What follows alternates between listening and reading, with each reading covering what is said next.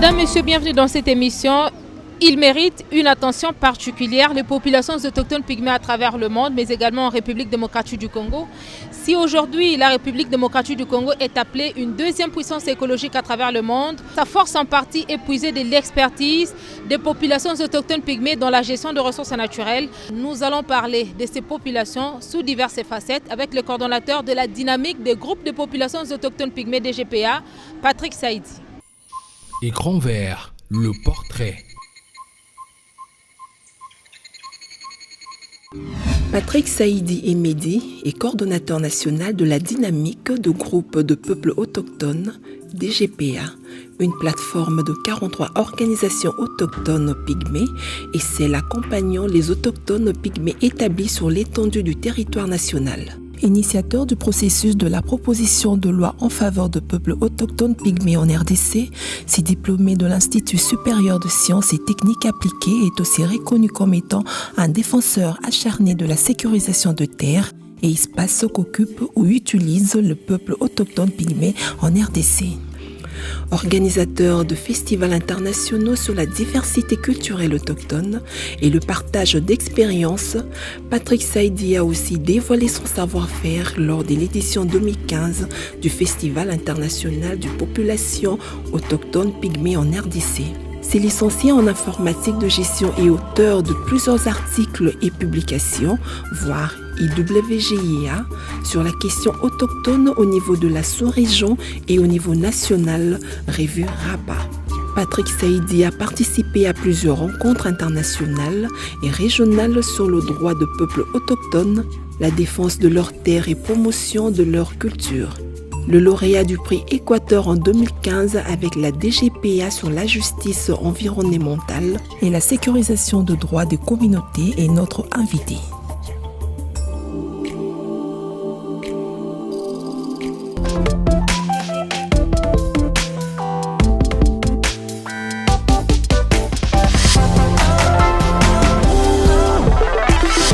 La toute première question, on parle de la célébration des populations autochtones pygmées. Chaque année, nous célébrons les pygmées et c'est avec la même signification. Non, je pense que ce n'est pas avec la même signification. Chaque année, il y a déjà les Nations Unies qui définissent le thème qui caractérise la célébration de la journée. Mais au même moment, chaque année, il y a des contextes qui changent totalement. Or que pour cette année, nous savons tous qu'il y a cette pandémie qui nous a pris au début de l'année, qui est la pandémie de la Covid-19. Et on est en train de voir comment la pandémie fait des ravages dans beaucoup de pays. Et les autochtones ne sont pas restés pour compte, parce qu'on voit déjà en Amérique latine, en Amazonie, que le coronavirus s'est invité dans les terroirs des Amérindiens. Et pour nous, c'est déjà de voir comment éviter que cela arrive chez nous, mais aussi au même moment valoriser les connaissances des autochtones dans le cadre déjà de la résilience, dans le cadre de l'adaptation face aux défis auxquels ils sont confrontés au quotidien et comment on peut transposer cela pour la lutte ou dans le cadre de la lutte contre Covid-19. Alors c'est une célébration en pleine pandémie. Est-ce que vous pouvez nous expliquer comment les autochtones pygmées se sont adaptés à cette pandémie? Déjà en termes de l'adaptation à ce qui concerne les autochtones pygmées, pour rentrer dans le contexte national, déjà nous savons que les pygmées vivent en isolement naturellement, parce qu'ils sont souvent dans des zones très reculées, dans des zones non accessibles. Donc c'est déjà un élément naturel qui a beaucoup contribué effectivement dans la lutte contre Covid-19, parce que jusque-là, on n'a pas encore déclaré ou déploré des cas de Covid-19 dans tous les campements et terroirs des peuples autochtones. Mais en plus, nous sensibilisons aussi les autochtones pygmées dans le sens de la mise en place des mesures barrières. Mais dans les milieux urbains, on en a eu quelques cas? Bon, dans les milieux urbains, non. Non, pourquoi? Parce que vous verrez que les modes de vie traditionnels, les autochtones pygmées l'ont transposé aussi dans les milieux urbains. Donc souvent, le peuple autochtone pygmée, par exemple ici à Kinshasa, nous les retrouvons entre eux dans le site de concentration comme Funa, comme Mongafula. Et c'est difficile de voir cette pénétration entre les peuples autochtones pygmées, même à Kinshasa, avec les autres habitants, dans différents quartiers. Donc ce qui fait que ce non-mélange entre différents groupes a quand même beaucoup contribué à ce qu'on ne puisse pas déplorer effectivement aujourd'hui des cas dans le site ou dans les quartiers où vivent le peuple autochtone pygmée à Kinshasa. On peut comprendre que c'est une attitude au fait, qui a permis aujourd'hui à limiter la chaîne de contamination. Effectivement, c'est vraiment une attitude qui peut être décriée, mais aujourd'hui, qui n'a pas seulement limité la chaîne de contamination, qui a tout simplement évité à ce qu'il y ait la chaîne de contamination. Parce qu'on n'a pas encore de contamination dans le site ou quartier ou avenue où vivent les pygmées à Kinshasa et non plus dans les campements à travers différentes provinces du pays. Nous comprenons également que cette célébration vous permet également de brosser la situation des populations autochtones à travers le monde d'abord parce que c'est une célébration internationale et puis en République démocratique du Congo, nous savons que ce sont des populations qui représentent près de 466 millions d'habitants à travers 90 pays. Okay? Et la République démocratique du Congo en compte plus d'1 million. C'est quoi la situation des pygmées actuellement en RDC? Alors la situation des pygmées, bon, on peut dire actuellement il y a déjà cette lutte en permanence vers la reconnaissance déjà de l'homme pygmée dans notre pays. Parce qu'il y a quand même beaucoup d'efforts qui ont été fournis dans ce sens. Il y a beaucoup d'ouverture politique actuellement, mais la situation actuelle dans notre pays, c'est une situation où l'homme pygmée milite d'abord pour sa reconnaissance, milite pour la valorisation de sa culture, mais aussi milite pour la protection et la sécurisation de sa terre. Donc d'une manière simple, là nous avons 3 éléments qui constituent même le socle de la lutte actuelle. Mais après tous ces aspects, il y a la discrimination, la marginalisation, je peux les appeler des dérivés en fait. Mais le problème réel, c'est la reconnaissance de l'identité, la valorisation de la culture et la sécurisation de la terre. Qui conditionne une loi spécifique. Effectivement, et là nous avons même les éléments fondamentaux de cette loi qui met au moins en exergue ces éléments pour que le législateur... Et où ensemble avec cette loi? Alors avec la loi, actuellement, elle est au niveau d'une commission mixte, donc une commission, donc la commission socio-culturelle et la commission PAJ. Parce qu'après la recevabilité, elle a été envoyée envers ces 2 commissions pour subir des analyses supplémentaires, des modifications s'il y en a, avant son adoption article par article par la plénière. Place à l'éco-découverte. Éco-découverte.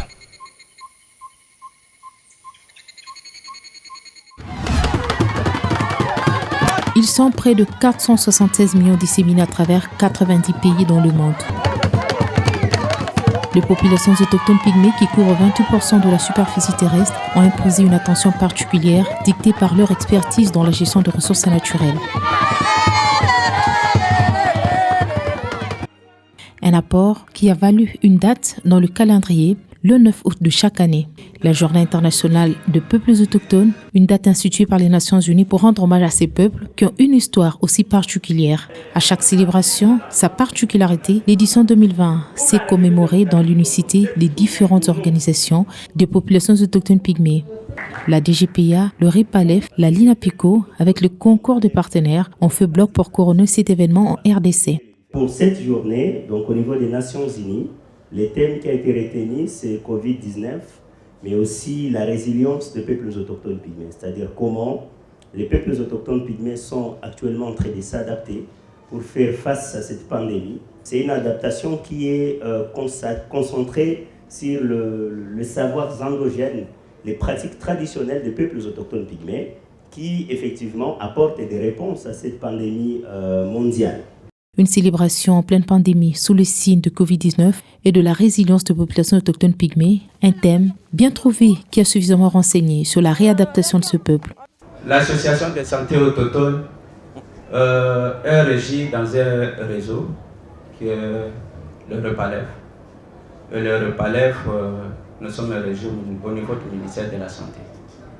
Cela étant, pour le moment, nous avons l'obligation de sensibiliser comme tout le monde vis-à-vis de la pandémie et que nous avons mené les activités de sensibilisation à Kinshasa et puis ailleurs dans notre pays, là où il y a le peuple autochtone pygmée.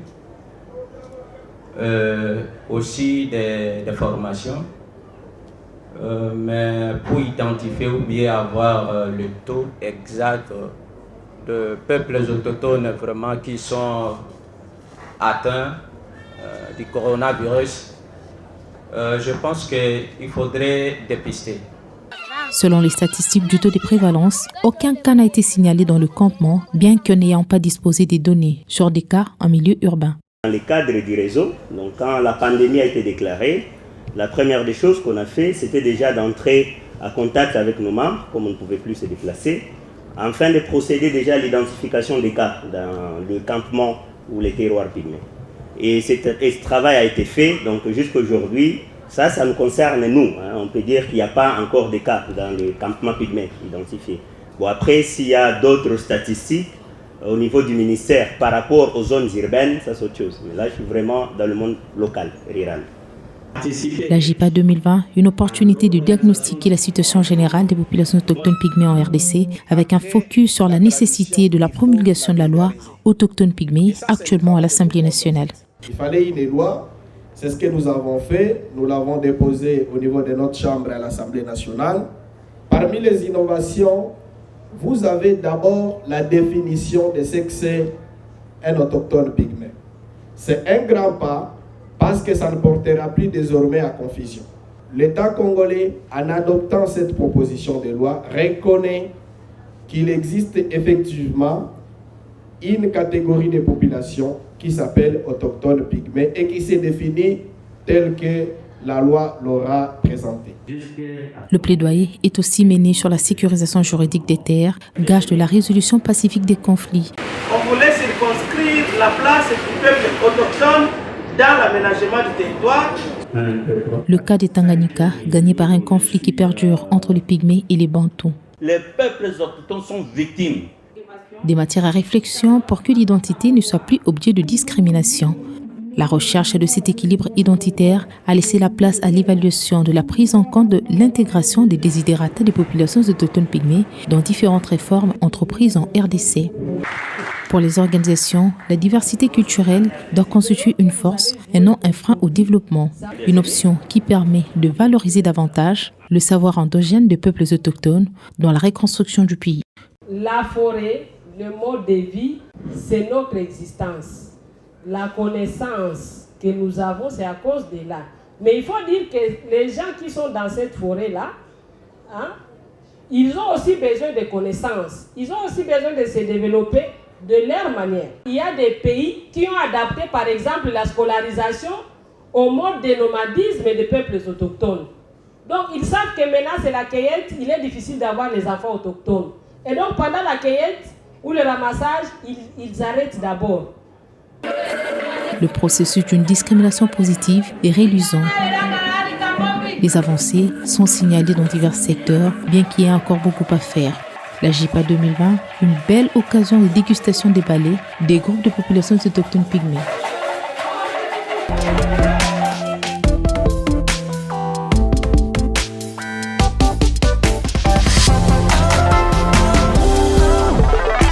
Dites-nous, coordonnateur Patrick Saïdi, la Covid-19, une opportunité ou une contrainte pour les populations autochtones pygmées? Alors, je peux répondre à des niveaux. Opportunité, effectivement, parce que Covid a fait à ce qu'on limite un certain nombre de déplacements à travers les pays, mais aussi ces déplacements dans les réserves et les endroits où vivent les peuples autochtones pygmées, notamment dans les endroits forestiers. C'est aussi une opportunité dans le sens où il y a eu le ralentissement sur le plan économique, même si ce n'est pas très positif, qui a fait qu'il y a baisse même de l'exploitation aussi des grimes et autres qui diminue l'impact ou l'impact écologique, si pas des exploitants forestiers et autres. Mais alors, en termes de menaces, on peut dire aussi que Covid-19 a des impacts très très négatifs parce que nous savons que dans la plupart des sites où vivent les peuples autochtones pygmées, le mode commercial ou le mode d'échange sur les plans commerciaux qui existe, c'est le troc. Ça veut dire qu'ils valorisent les ressources forestières non lignées et à contrepartie, ils peuvent recevoir d'autres produits dérivés qu'ils n'ont pas souvent dans leur village. Ça peut être du sel, cigarettes et autres. Là, vous parlez plus sur le plan économique. Sur le plan purement économique. Alors, sur le plan purement, si vous voulez, culturel, on peut dire, bon, Menace, oui, non. Menace, parce que les autochtones pygmées, comme dit, ils vivent déjà en confinement naturel. Mais aussi peut-être menace, parce qu'il y a maintenant beaucoup de limites aujourd'hui. Mais un confinement naturel qui leur a quand même profité, parce que vous avez dit qu'il n'y a pas de cas de Covid-19 chez les pygmées, surtout dans les campements. Oui, qui les a profité, mais c'est difficile aujourd'hui de parler de Covid-19 comme opportunité, même si c'est salutaire. Mais peut-être que c'était une bonne occasion aussi de valoriser leur savoir endogène, parce que savoir pourquoi il n'y a pas de cas dans le campement. Voilà. Bon, dans ce sens aussi, parce que comme nous l'avons constaté, Covid-19 pousse tout le monde à réfléchir aujourd'hui, pousse les États à réfléchir, pousse les institutions internationales à réfléchir sur comment les gens se protègent les uns envers les autres. Et effectivement, aujourd'hui, il y a cette question des connaissances traditionnelles, des pharmacopées des peuples autochtones pygmées qui revient dans les débats au niveau national. Comment nous valorisons leurs connaissances, comment nous valorisons leur être dans l'après-Covid. Parce qu'il n'est pas clair actuellement qu'on aura quand même des remèdes ou des vaccins contre Covid. Nous suivons l'évolution au niveau international, il n'y a pas encore de vaccins appropriés. Mais comment nous pouvons, je peux dire, comment on peut s'expirer de cette résilience des peuples autochtones pygmées pour en faire un mode de vie dans l'après-Covid, parce qu'on sera appelé à vivre avec Covid-19. Et nous pouvons comprendre que cette situation nous pousse à faire de la diversité culturelle une force. Oui, et c'est ce que c'est que nous réclamons aux autorités pendant plusieurs années. Comment valoriser la diversité culturelle? Parce que donc une force et non un frein de développement. Carrément, c'est vraiment une force dans notre pays et pas un frein de développement ou pas un frein pour renforcer la cohabitation et la paix sociale dans notre pays. Est-ce que vous pouvez aussi nous dire comment arriver à faire un équilibre pour que l'identité de la population autochtone pygmée ne soit plus objet de discrimination? Alors, donc, pour que l'identité et le valeur culturelle de l'autochtone pygmée ne soient plus l'objet de discrimination, il y a un plaidoyer qu'on est en train de porter au niveau des institutions actuellement pour que l'homme pygmée, avec sa culture et ses connaissances, soit inscrit au patrimoine national. Donc nous pensons que si cela arrive... Comme c'est le cas ailleurs, par exemple au Kenya, en Tanzanie avec le Maasai, et même quand on va vers l'Afrique australe, avec les Bushmen, en Afrique du Sud, Zimbabwe et autres, même Botswana, on voit qu'on valorise ces peuples, on valorise la culture de ces peuples comme une force, et ça contribue beaucoup sur le plan touristique au niveau du budget. Qu'est-ce qui fait que chez nous, ils soient plus confinés? Alors, ce qui fait que chez nous, les autochtones pygmées soient plus confinés, parce que nous vivons dans une société où ils ont été rejetés. Il y a eu d'abord ce rejet de la société. Mais presque partout, c'était pareil. Bon, c'était tout un processus aussi pour arriver à les reconnaître. C'était tout un processus. Il y a ce rejet, mais il y a aussi l'autodiscrimination. Le fait qu'on n'est pas accepté par l'autre. En fait, il y a même les pygmées qui se posent des questions du genre, peut-être on est maudit, peut-être on a été maudit et notre situation ne changera jamais. Or, en réalité, ce n'est pas ça le cas. En réalité, ce n'est pas ça. C'est juste la société qui les a conditionnés. Et ce conditionnement a des impacts très négatifs parce qu'il y a ce repli en soi de l'homme pygmée et qui crée cet auto-confinement, en plus du confinement de la société qui le rejette comme des êtres à part ou des êtres ou des sous-hommes. Si et comment ils arrivent à Kinshasa? C'est suite à des situations qu'ils vivent dans le coin du pays. Peut-être que c'est à la recherche d'une sécurité, d'une paix, ainsi de suite. Est-ce que les situations sont similaires de leur exode rural? Alors donc l'exode rural actuel des peuples autochtones pygmées est lié aussi aux aspects socio-économiques et cet esprit aussi de la découverte. Et il y a le peuple autochtone pygmée qui veulent aussi embrasser les modes modernes, notamment sur le plan de la scolarisation. Et le fait qu'on n'a pas beaucoup d'écoles dans le milieu et les terroirs pygmées, donc ça pousse les uns les autres à s'exiler en dehors des campements pour aller avoir accès aux établissements scolaires. Mais aussi, sur le plan socio-économique, c'est aussi les fleuves, donc les fleuves Congo qui contribuent énormément parce que nous avons les peuples autochtones pygmées qui viennent le long du fleuve dans des balinières. Et dans cet esprit d'aller découvrir Kinshasa en espérant trouver le lendemain meilleur. Or que quand ils arrivent à Kinshasa, la situation devient encore très compliquée.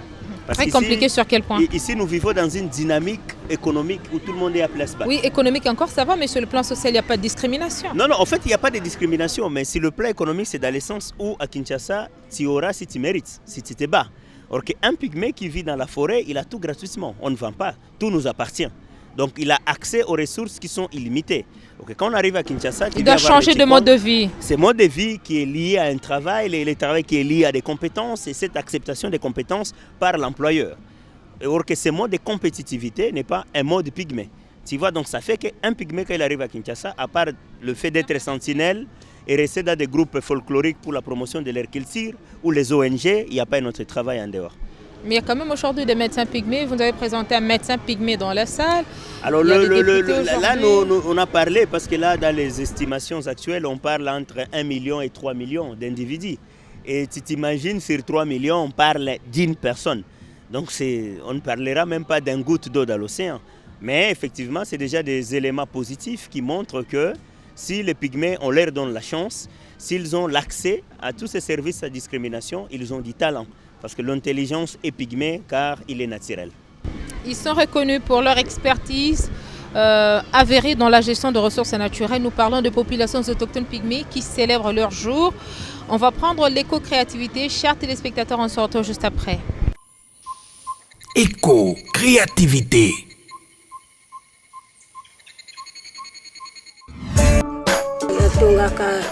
Bakitunga oyo baetoko po nateka nazwa mbongo ya kubikila awa na Kinshasa biloko oyo tozapenza na mai te oyo tokoki kosalela yango. Me mwa misala kaka oyo wana ya bakitunga mabende wana biloko wana tobikelaka na yango kofutela mwa bandako tozoliaka wana kosombela mbaka wana.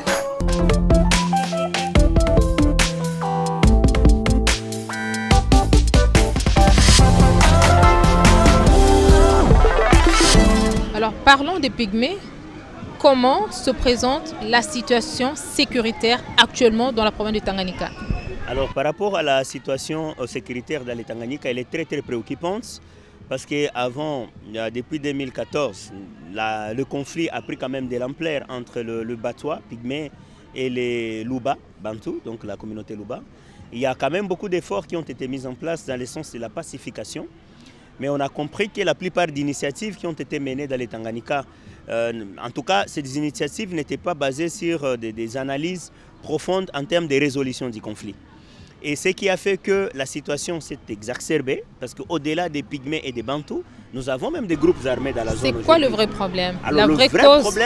En fait, le vrai problème est le problème fondamental. Ça commence par d'abord les relations intercommunautaires. Parce que pendant plusieurs années, l'homme pygmée a été considéré comme un objet assujetti à un bantou appartenant à.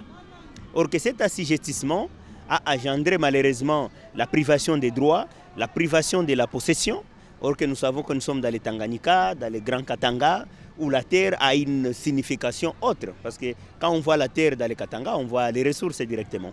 Or que c'est le fait qu'ils ont accumulé ces fistractions pendant plusieurs années, donc juste avec une petite étincelle, donc on a vu que ces fistractions se sont transformées en des conflits ouverts qui orchestrent beaucoup de morts actuellement. Alors il y a une dynamique autour du ministère des Affaires coutumières actuellement qui vise à aller mettre en place des conférences de pacification, mais ce que nous demandons, qu'on ne se limite pas à des conférences, on ne résout pas un conflit avec des conférences. Que les conférences soient le lancement d'un processus ou que la conférence devient un élément pour conclure un processus. Passer aux actions concrètes. Et les actions concrètes consistent à aller parler avec les concernés, le mettre dans des dialogues, dans des barzas. Donc si on comprend bien, on ne touche pas au vrai problème. On ne touche pas au vrai problème parce qu'aujourd'hui, le conflit a fait couler les sangs. Et quand les sangs coulent, donc ça demande à ce que les gens s'assoient. Ça demande qu'il y ait des véritables analyses qui se font en termes des acteurs impliqués dans les conflits, en termes des intérêts des différents acteurs, en termes des tireurs de ficelles. En tout cas, il faut qu'il y ait des analyses. Mais est-ce qu'il y a quand même des tireurs de ficelles par rapport à ça? Mais il y en a beaucoup. Parce qu'aujourd'hui, les conflits, comme je t'ai dit, les conflits ont dépassé les acteurs. Parce que tu peux arriver dans des situations où, par exemple, le pygmée accuse, par exemple, le FARDC, en disant que les FARDC sont contre les pygmées. Et tu vas voir, par exemple, le Bantou qui accuse les organisations humanitaires en disant que ce sont ces organisations humanitaires qui appuient les pygmées. Tu vois, donc ça fait que les conflits, qui dit vrai, qui dit faux. Mais au même moment, nous savons que le terrain il est tellement juteux pour les acteurs politiques, pour le positionnement de certains acteurs politiques. Il y a l'opportunisme de certaines organisations qui viennent aussi avec des interventions idoines et non bâties, parce qu'il faut arriver à comprendre d'abord le mode de vie, comment j'approche un pygmée, comment je parle avec un pygmée, comment je parle avec un Muntu, avant d'aller dans une réconciliation entre les deux acteurs. Donc le processus, il est long. Nous pouvons comprendre que les différentes réformes entreprises au niveau du gouvernement pourront quand même aider à changer la donne. Et c'est quoi la place de la population autochtone pygmée dans ces différentes réformes initiées? Alors donc au niveau des différentes réformes, certes, ça peut être une des réponses pour arriver à clarifier la possession, la gestion sur le plan juridique et réglementaire. Mais sur le plan concret, par exemple, dans les différentes réformes, ce que nous demandons déjà d'un côté, c'est savoir que l'homme pygmée existe dans toutes ces réformes, parce que vous verrez souvent on parle des communautés locales. Or que le terme communauté locale, c'est un terme ambigu. On ne sait pas de qui on parle concrètement.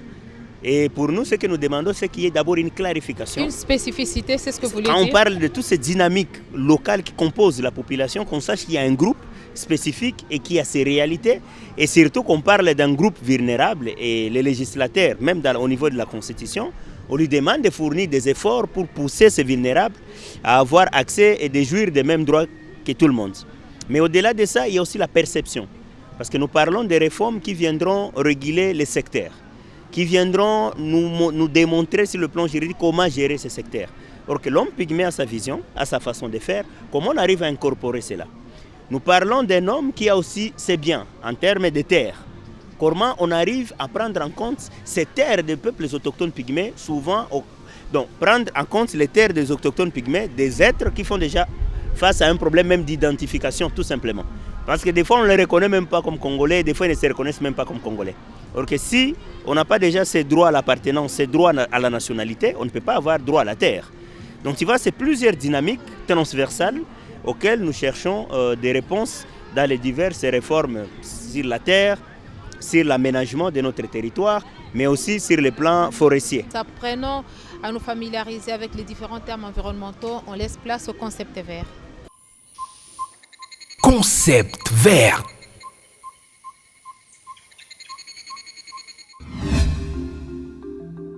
Consommation écologique ou vert.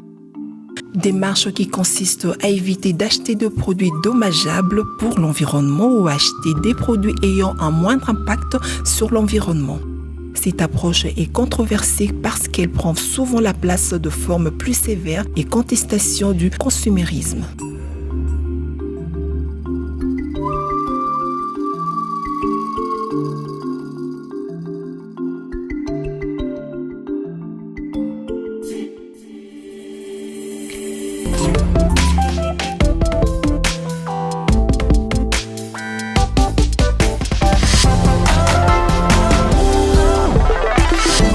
Vous avez toujours milité pour la cause de la promotion des populations autochtones pygmées. C'est quoi le bilan aujourd'hui? Donc le peuple autochtone pygmée, donc nous parlons d'un peuple qui se définit par son attachement à sa terre natale, qui se définit par sa culture, qui se définit par sa conception de son contexte local et ses liens intrinsèques qu'il entretient avec les ressources et les écosystèmes qui les entourent. Et le concept là, il a été défini par les Nations Unies dans la Déclaration des Nations Unies en faveur des peuples autochtones d'une manière globale.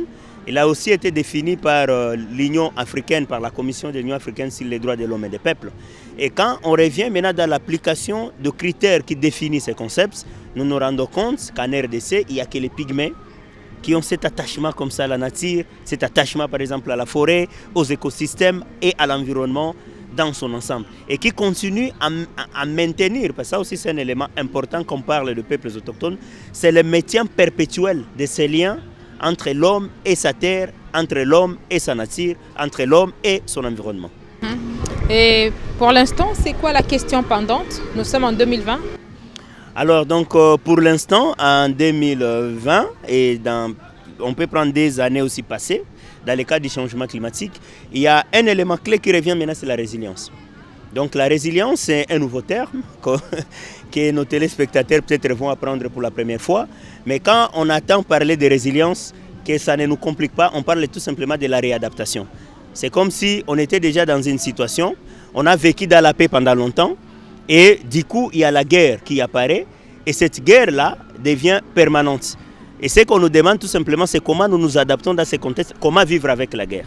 Si on arrive à développer des moyens, des outils qui nous permettent de vivre avec la guerre et continuer la vie au quotidien, là on parlerait de la résilience face à la guerre. Pour l'instant, c'est quoi les difficultés que vous rencontrez lorsque vous menez votre plaidoyer? Alors donc les difficultés qu'on continue à rencontrer quand on mène notre plaidoyer, c'est souvent d'abord cette incompréhension autour des contextes, mais aussi la compréhension autour des contextes d'abord. Oui. Parce que quand on dit peuple autochtone, jusqu'à aujourd'hui ça fait débat parce que les gens veulent savoir pourquoi on doit attribuer seulement ça aux pygmées. Or que les concepts tels que définis au niveau international actuellement, il y a un certain nombre de droits internationaux qui sont collés à ces concepts-là et qui doivent s'exercer dans notre pays. L'autre problème qui est pas le moindre, c'est aussi le contexte politique malheureusement, parce que notre plaidoyer est lié à la politique, est lié aux hommes politiques, et des fois l'instabilité politique ne nous permet pas d'avoir un plaidoyer soutenu dans les temps, parce qu'il faut chaque fois recommencer à zéro, chaque fois revenir sur les mêmes efforts déjà fournis avec des moyens déjà engagés. Et le degré de collaboration entre différentes organisations de populations autochtones pygmées renvoie à quoi en RDC? En tout cas, le degré de collaboration actuel renvoie à l'unité, renvoie à une force. Et hier, comme vous l'avez vu, grâce à l'unité des peuples autochtones pygmées à travers les plateformes et les organisations qui les réunissent, on a eu plus de 20 ministres quand même mobilisés. Et ce qui n'existait pas avant, parce qu'on défendait la cause d'une manière, je dirais, un peu désordonnée. Mais actuellement, avec les plateformes thématiques, et c'est ce qui est important, c'est des plateformes thématiques, nous avons cette complémentarité des compétences et complémentarité dans les messages qu'on diffuse par rapport à la lutte en faveur des autochtones pygmées. En faveur des autochtones pygmées, JIPA 2020, qu'est-ce que vous avez ajouté? En tout cas, JIPA 2020, qu'est-ce qu'on a ajouté? C'est dire qu'il y a eu des engagements pour la première fois de l'État congolais, du chef de l'État. Et dans ces engagements, donc, le chef de l'État promet effectivement de promulguer la loi qui est en cours d'examen au niveau de l'Assemblée nationale, promet de mettre en place un fonds de développement en faveur des peuples autochtones pygmées, promet d'inscrire les pratiques traditionnelles et l'homme pygmée dans le patrimoine national de notre pays et promet à mettre en exergue ou à lumière tous les cadres de promotion des cultures des peuples autochtones pygmées, notamment tous ceux qu'on organise comme festivals et autres. Donc on a pour la première fois la promesse ferme du chef de l'État d'accompagner toutes ces initiatives pendant son mandat. Donc non seulement nous allons nous auto-évaluer par rapport à l'évolution de la question, mais nous évaluerons aussi le chef de l'État après 5 ans pour voir si... Évaluer les engagements du chef. Effectivement, pour voir si les engagements que le chef de l'État a pris ont apporté effectivement les solutions idoines par rapport aux peuples autochtones pygmées et voir si on peut partir avec d'autres engagements sur base des acquis et des réalisations. Patrick Saïdi, nous vous disons merci et nous rappelons aux téléspectateurs que vous êtes le coordonnateur de la dynamique des groupes de populations autochtones pygmées. Avec vous, nous avons parlé de la Journée internationale de populations autochtones pygmées 2020, l'édition 2020 qui met l'accent sur la Covid-19 et la résilience des populations autochtones pygmées. Avant de nous séparer, je vais vous remettre mon petit carnet pour bénéficier de votre contribution pour la planète. Merci. Merci beaucoup. Mon idée pour la planète.